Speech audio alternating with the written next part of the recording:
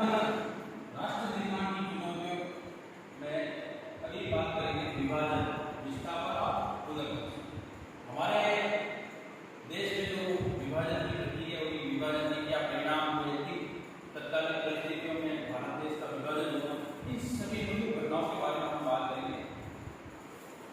14 और 15 अगस्त 1947 को जब हमारा देश आजाद हुआ, उसमें ब्रिटिश भारत से जो है दो देशों का निर्माण हुआ।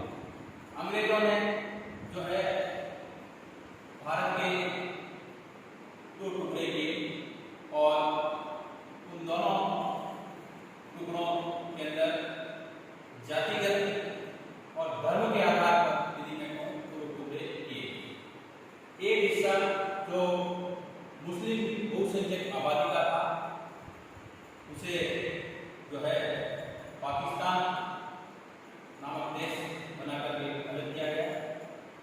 एक हिस्सा जो हिंदू संख्यक आबादी का था, उसे हिंदुस्तान नामक देश बनाकर के अलग किया गया।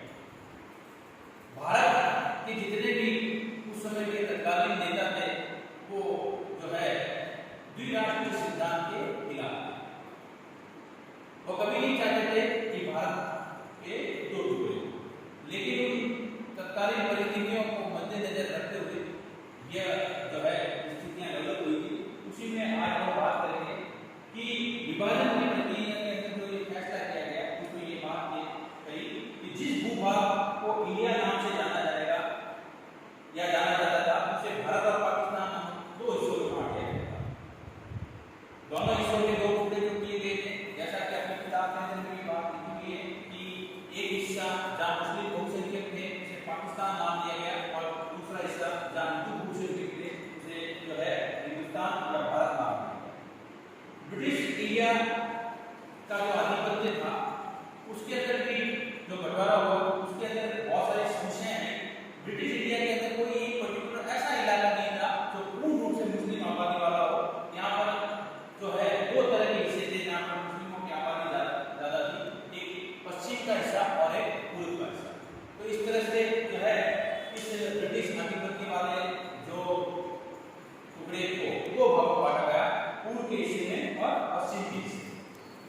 पश्चिम के अंदर एक नेता हुए थे खान अब्दुल गफ्फार खान, जिन्हें हम सीमांत गांधी के नाम से जानते हैं। वह कभी नहीं चाहते थे कि यह जो हिस्सा है बटे और बढ़ करके पाकिस्तान में जाए, लेकिन उनकी आवाज को दबा दिया गया और उस हिस्से को भी पाकिस्तान के अंदर डाल दिया।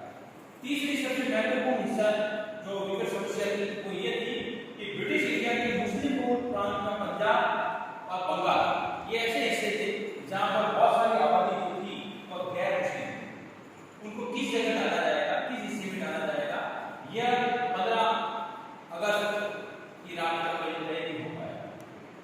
जब देश आजाद हुआ तब वहां के लोगों को ये पता ही नहीं था कि वो आप किस देश के अंदर है। तो ये तीसरी सबसे बड़ी समस्या थी। चौथी सबसे बड़ी विभाजन की जो समस्या थी वह यह थी कि दोनों ही तरफ अल्पसंख्यक लोग, दोनों ही तरफ जो है रहने वाले लोगों को ये पता नहीं था कि वो किस देश में रह रहे हैं और आगे उनका क्या भविष्य रहेगा। इस तरह से ये विभाजन की प्रक्रिया हुई। विभाजन के जो परिणाम है उनके ऊपर यदि अपन चर्चा करें तो विभाजन के परिणाम बहुत ही